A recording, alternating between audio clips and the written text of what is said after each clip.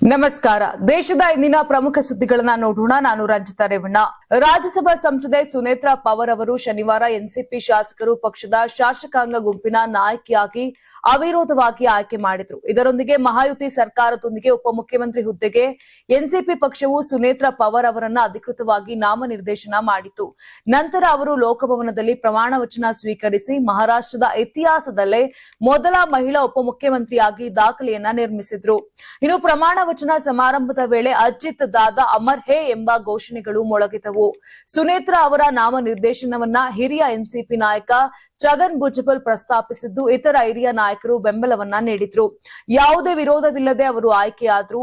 ಇನ್ನು ಈ ರಾಜಕೀಯ ಬೆಳವಣಿಗೆಯು ಮಹಾರಾಷ್ಟ್ರದ ಉಪಮುಖ್ಯಮಂತ್ರಿಯಾಗಿದ್ದ ಅಜಿತ್ ಪವಾರ್ ಅವರ ಹಠಾತ್ ನಿಧನದ ಹಿನ್ನೆಲೆ ನಡೆದಿದೆ. ಈ ವಾರದ ಆರಂಭದಲ್ಲಿ ಸಂಭವಿಸಿದ ವಿಮಾನ ಅಪಘಾತದಲ್ಲಿ ಅಜಿತ್ ಪವಾರ್ ಅವರು ಮೃತಪಟ್ಟಿದ್ದರು.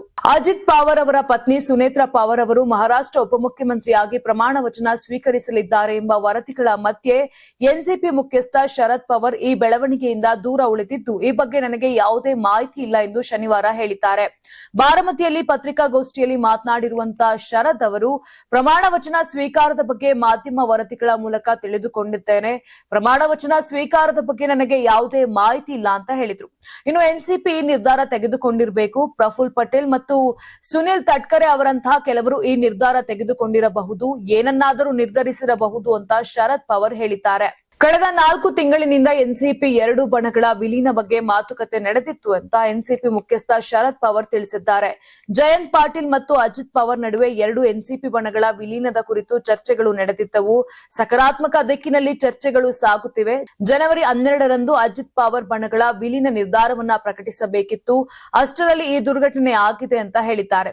2 ಎನ್ಸಿಪಿಗಳು ಒಟ್ಟಿಗೆ ಬರಬೇಕೆಂಬುದು ಅಜಿತ್ ದಾದಾ ಅವರ ಆಶಯವಾಗಿತ್ತು. ನಮ್ಮ ಆಶಯವೂ ಕೂಡ ಅದೇ ಆಗಿತ್ತು. ವಿಮಾನ ಅಪಘಾತದಲ್ಲಿ ಅಜಿತ್ ಅವರ ಹಠಾತ್ ನಿಧನವು ಈಗ ಈ ವಿಲೀನ ಚರ್ಚೆಗಳಲ್ಲಿ ವಿರಾಮವನ್ನುಂಟು ಮಾಡಿದೆ ಎಂದು ಮಾತನಾಡಿದ್ದಾರೆ. ನಾವು ಹೋದವರನ್ನ ಮರಳಿ ತರಲು ಸಾಧ್ಯವಿಲ್ಲ. ಪ್ರಸ್ತುತ ಪರಿಸ್ಥಿತಿಯನ್ನ ಎದುರಿಸುವುದು ಒಂದು ಸವಾಲಾಗಿದೆ. ಯಾರಾದರೂ ಅಜಿತ್ ಅವರ ಜವಾಬ್ದಾರಿಯನ್ನ ತೆಗೆದುಕೊಳ್ಳಬೇಕು ಎಂದು ಆಶಯವನ್ನ ವ್ಯಕ್ತಪಡಿಸಿದ್ದಾರೆ. ಮಹಾರಾಷ್ಟ್ರ ಉಪಮುಖ್ಯಮಂತ್ರಿ ಅಜಿತ್ ವಿಮಾನ ಅಪಘಾತದಲ್ಲಿ ನಿಧನರಾದ ಸುದ್ದಿ ರಾಜ್ಯದ ರಾಜಕೀಯ ವಲಯವನ್ನ ಬೆಚ್ಚಿ ಬೀಳಿಸಿತ್ತು. ಅಜಿತ್ ಪವಾರ್ ನಂತರ ಉಪಮುಖ್ಯಮಂತ್ರಿ ಯಾರು ಎನ್ನುವ ಮಾಹಿತಿಯು ಹರಿದಾಡಿತ್ತು. ಈ ನಡುವೆ ಅವರ ಪತ್ನಿಗೆ ಡಿಸಿಎಂ ಸ್ಥಾನ ಭದ್ರವಾಗಿತ್ತು. ಆದರೆ ಆ ಸ್ಥಾನ ದಕ್ಕಿದ್ದು ಶರದ್ ಪವಾರ್, ಪ್ರಫುಲ್ ಪಟೇಲ್ ಹಾಗೂ ಇನ್ನಿತರ ಹಿರಿಯ ರಾಜಕಾರಣಿಗಳಿಂದಲ್ಲ. ಎನ್ಸಿಪಿ ವಿಲೀನ ಹಾಗೂ ಭವಿಷ್ಯದ ರಾಜಕೀಯ ದಿಕ್ಕಿನ ಬಗ್ಗೆ ಶುಕ್ರವಾರ ಮಧ್ಯಾಹ್ನದವರೆಗೆ ಚರ್ಚಿಸಿ ನಿರ್ಧಾರ ಕೈಗೊಳ್ಳಲಾಗುತ್ತದೆ ಎಂದು ಹೇಳಲಾಗಿತ್ತು. ಇದೇ ವೇಳೆ ಸಚಿವರಾದ ಛಗನ್ ಭುಜಬಲ್ ಮತ್ತು ಪ್ರಫುಲ್ ಪಟೇಲ್ ಅವರು ಮುಖ್ಯಮಂತ್ರಿ ದೇವೇಂದ್ರ ಫಡ್ನವೀಸ್ ಅವರೊಂದಿಗೆ ಮಹತ್ವದ ಸಭೆ ನಡೆಸಿದ್ರು. ಸಭೆಯ ನಂತರ ಉಪಮುಖ್ಯಮಂತ್ರಿ ಹುದ್ದೆಗೆ ಸಂಬಂಧಪಟ್ಟಂತೆ ಸರ್ವಾನುಮತದ ನಿರ್ಧಾರ ಕೈಗೊಳ್ಳಲಾಗುತ್ತದೆ ಎಂದು ಭುಜಬಲ್ ಹೇಳಿದ್ರು. ಇದರಿಂದ ಹಿರಿಯ ನಾಯಕರಲ್ಲಿ ಒಬ್ಬರಿಗೆ ಈ ಹುದ್ದೆ ಸಿಗಲಿದೆ ಎಂಬ ನಿರೀಕ್ಷೆ ಕೂಡ ಗಟ್ಟಿಯಾಗಿತ್ತು. ಆದರೆ ಈ ನಡುವೆ ಅಜಿತ್ ಪವಾರ್ ಅವರ ರಾಜಕೀಯ ಸಲಹೆಗಾರರಾಗಿ ವಿಧಾನಸಭೆಯಲ್ಲಿ ಕೆಲಸ ಮಾಡಿದ್ದ ನರೇಶ್ ಅರೋರಾ ಅವರ ಪಾತ್ರ ಪ್ರಮುಖವಾಗಿದೆ ಎಂಬ ಮಾಹಿತಿ ಹೊರಬಂದಿದೆ. ಅವರು ಸುನೇತ್ರಾ ಪವಾರ್ ಅವರನ್ನ ಸಂಪರ್ಕಿಸಿದ್ದು ಕೆಲವೇ ನಿಮಿಷಗಳಲ್ಲಿ ರಾಜಕೀಯ ಲೆಕ್ಕಾಚಾರವೇ ಬದಲಾಗಿದೆ. ಉಪಮುಖ್ಯಮಂತ್ರಿ ಹುದ್ದೆಯನ್ನ ಸ್ವೀಕರಿಸಲು ತಾವು ಸಿದ್ಧ ಎಂದು ಸುನೇತ್ರಾ ಪವಾರ್ ಸ್ಪಷ್ಟಪಡಿಸಿದ ಬಳಿಕ ನಾಯಕತ್ವದ ನಿರ್ಧಾರವು ವೇಗವಾಗಿ ಅಂತಿಮಗೊಂಡಿತ್ತು. ಇನ್ನು ಅದರಂತೆ ಇಂದು ಸುನೇತ್ರಾ ಅವರು ಪ್ರಮಾಣ ವಚನವನ್ನ ಕೂಡ ಸ್ವೀಕಾರ ಮಾಡಿದ್ರು. ಪಶ್ಚಿಮ ಬಂಗಾಳಕ್ಕೆ ಬಂದಿರುವ ಕೇಂದ್ರ ಗೃಹ ಸಚಿವ ಅಮಿತ್ ಶಾ ಅವರು ಬಿಜೆಪಿ ರಾಜ್ಯ ನಾಯಕರೊಂದಿಗೆ ಸುಮಾರು 1 ಗಂಟೆ ಕಾಲ ಸಭೆಯನ್ನ ನಡೆಸಿದ್ದಾರೆ. ವಿಶೇಷ ತೀವ್ರ ಪರಿಷ್ಕರಣೆ, ಜಿಲ್ಲೆಗಳಲ್ಲಿ ಪಕ್ಷದ ಬಲ ಮತ್ತು ಈ ವರ್ಷದ ವಿಧಾನಸಭಾ ಚುನಾವಣೆಗೆ ಮುಂಚಿತವಾಗಿ ರಾಜ್ಯದ ಒಟ್ಟಾರೆ ರಾಜಕೀಯ ಪರಿಸ್ಥಿತಿಯ ಕುರಿತು ಚರ್ಚೆಗಳು ನಡೆದಿವೆ.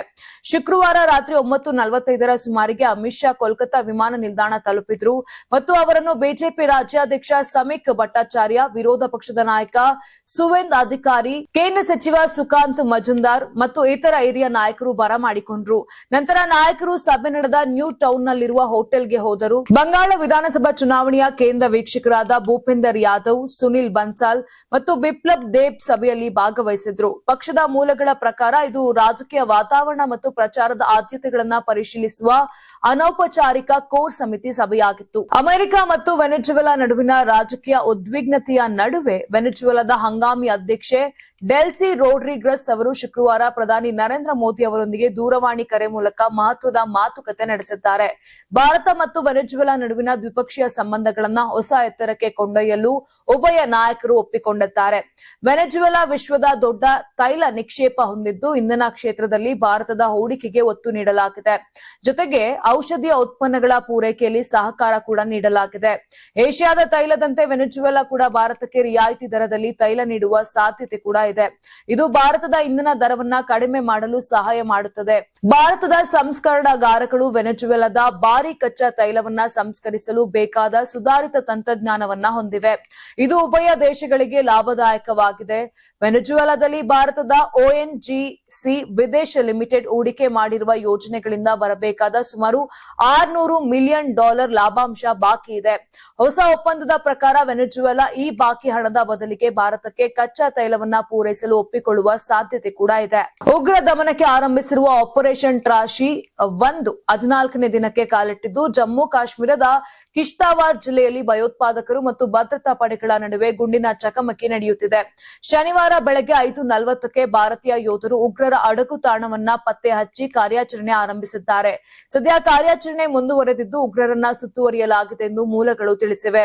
2 ವಾರಗಳಿಂದ ಡೋಕ್ಲಾಂ ಪ್ರದೇಶದಲ್ಲಿ ಭಾರೀ ಶೋಧ ಕಾರ್ಯಾಚರಣೆ ನಡೆಸಿದ ನಂತರ ಪಾಕಿಸ್ತಾನ ಮೂಲದ ಕಮಾಂಡರ್ಗಳಾದ ಸೈಫುಲ್ಲಾ ಮತ್ತು ಆದಿಲ್ ಸೇರಿದಂತೆ ಅನೇಕ ಭಯೋತ್ಪಾದಕರು ಅಡಗಿಕೊಂಡಿರುವುದನ್ನ ಪತ್ತೆ ಹಚ್ಚಿದ ಭದ್ರತಾ ಪಡೆಗಳು ಎನ್ಕೌಂಟರ್ ಪ್ರಾರಂಭಿಸಿದವು. ದಳಪತಿ ವಿಜಯ್ ನಟನೆಯ ಜನನಾಯಕನ್ ಸಿನಿಮಾ ರಿಲೀಸ್ ವಿಳಂಬ ಆಗುತ್ತಲೇ ಇದೆ. ಸೆನ್ಸಾರ್ ಮಂಡಳಿಯವರು ಸಿನಿಮಾಗೆ ಪ್ರಮಾಣ ಪತ್ರ ನೀಡದೇ ಇರುವ ವಿಷಯಕ್ಕೆ ಸಂಬಂಧಿಸಿದ ಪ್ರಕರಣ ಕೆಳ ಹಂತದ ನ್ಯಾಯಾಲಯ, ಹೈಕೋರ್ಟ್ ಹಾಗೂ ಸುಪ್ರೀಂ ಕೋರ್ಟ್ನಲ್ಲಿ ವಿಚಾರಣೆಯಾಗಿದೆ. ಆದರೆ ಎಲ್ಲಿಯೂ ಸಿನಿಮಾ ತಂಡಕ್ಕೆ ಲಾಭ ಆಗುವ ಬೆಳವಣಿಗೆ ನಡೆದಿಲ್ಲ.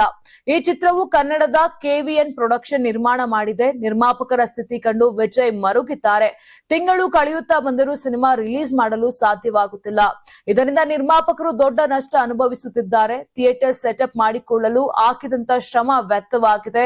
ಈ ಎಲ್ಲಾ ವಿಷಯದಲ್ಲಿ ವಿಜಯ್ ಮೌನ ಕಾಯ್ದುಕೊಂಡಿದ್ದರು. ಈಗ ಆ ಬಗ್ಗೆ ಮಾತನಾಡಿದ್ದಾರೆ.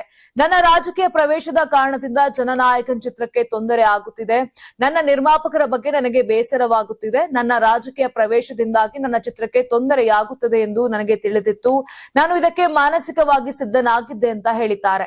40,000 ಕೋಟಿ ರೂಪಾಯಿ ಬ್ಯಾಂಕ್ ವಂಚನೆ ಪ್ರಕರಣದಲ್ಲಿ ರಿಲಯನ್ಸ್ ಕಮ್ಯುನಿಕೇಷನ್ ಲಿಮಿಟೆಡ್ನ ಮಾಜಿ ಅಧ್ಯಕ್ಷ ಪುನೀತ್ ಗರ್ಗ್ ಅವರನ್ನ ಜಾರಿ ನಿರ್ದೇಶನಾಲಯ ಬಂಧಿಸಿದೆ. ಆಗಸ್ಟ್ 21ರಂದು ಭಾರತೀಯ ದಂಡ ಸಂಹಿತೆಯ ಸೆಕ್ಷನ್ 120B ಅಂದ್ರೆ ಕ್ರಿಮಿನಲ್ ಪಿತೂರಿ, 406 ಅಂದ್ರೆ ಕ್ರಿಮಿನಲ್ ನಂಬಿಕೆ ಉಲ್ಲಂಘನೆ ಮತ್ತು 420 ಅಂದ್ರೆ ವಂಚನೆ ಮತ್ತು ಭ್ರಷ್ಟಾಚಾರ ತಡೆ ಕಾಯ್ದೆಯ ನಿಬಂಧನೆಗಳ ಅಡಿಯಲ್ಲಿ ಅಪರಾಧಗಳನ್ನು ಆರೋಪಿಸಿ ಸಿಬಿಐ FIR ದಾಖಲಿಸಿತ್ತು. ಪುನೀತ್ ಗಾರ್ಗ್ ಅವರು RCOM ಅಧ್ಯಕ್ಷರಾಗಿ 2006ರಿಂದ 2013ರವರೆಗೆ RCOMನ ಜಾಗತಿಕ ಉದ್ಯಮ ವ್ಯವಹಾರವನ್ನ ನಿರ್ವಹಿಸುತ್ತಿದ್ದರು. ನಂತರ 2014ರಿಂದ 2017ರವರೆಗೆ ಅಧ್ಯಕ್ಷರಾಗಿ ಸೇವೆ ಸಲ್ಲಿಸಿದರು.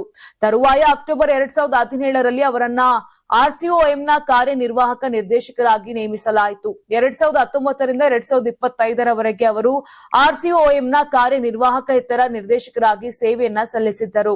ಛತ್ತೀಸ್ಗಢದ ಅತ್ಯಂತ ಸುರಕ್ಷಿತ ಜೈಲುಗಳಲ್ಲಿ ಒಂದೆಂದು ಪರಿಗಣಿಸಲಾದ ರಾಯ್ಪುರ ಕೇಂದ್ರ ಕಾರಾಗೃಹವು ಮತ್ತೊಮ್ಮೆ ವಿವಾದದ ಕೇಂದ್ರ ಬಿಂದುವಾಗಿದೆ.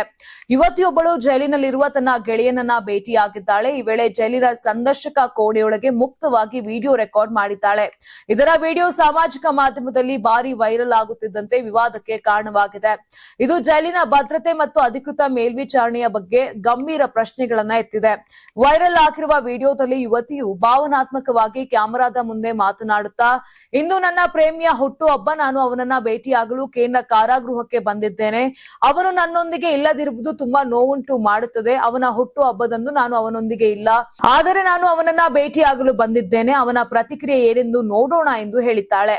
ಯಾರಾಗ್ತಾರೆ MLA ಅಭ್ಯರ್ಥಿ 2028 ಶೀಘ್ರದಲ್ಲೇ. ಪ್ರತಿದಿನ ಒಂದೊಂದು ಕ್ಷೇತ್ರದ ಟಿಕೆಟ್ ಆಕಾಂಕ್ಷಿಗಳ ಸಂಪೂರ್ಣ ಮಾಹಿತಿ ಪೊಲಿಟಿಕಲ್ ಜರ್ನಲಿಸ್ಟ್ KM ಶಿವಕುಮಾರ್ ಅವರಿಂದ. ಕರ್ನಾಟಕದ ನಂಬರ್ 1 ಡಿಜಿಟಲ್ ಮೀಡಿಯಾ ನಿಮ್ಮ ನೆಚ್ಚಿನ ಕರ್ನಾಟಕ ಟಿವಿಯಲ್ಲಿ ಮಾತ್ರ. ನೀವು ಸಣ್ಣ ಆಗ್ಬೇಕಲ್ವಾ? ಅದು ಒಂದು ಉತ್ತಮ ಆಹಾರದಿಂದ ಸಣ್ಣ ಆಗ್ಬೇಕಲ್ವಾ? ಪ್ರತಿದಿನ ನಮ್ಮ ಜೀನಿ ಸ್ಲಿಮ್ನ ಯೂಸ್ ಮಾಡಿ ಯಾವುದೇ ಸೈಡ್ ಎಫೆಕ್ಟ್ ಇಲ್ದಂಗೆ ನೀವು ಸಣ್ಣ ಆಗ್ತೀರಾ.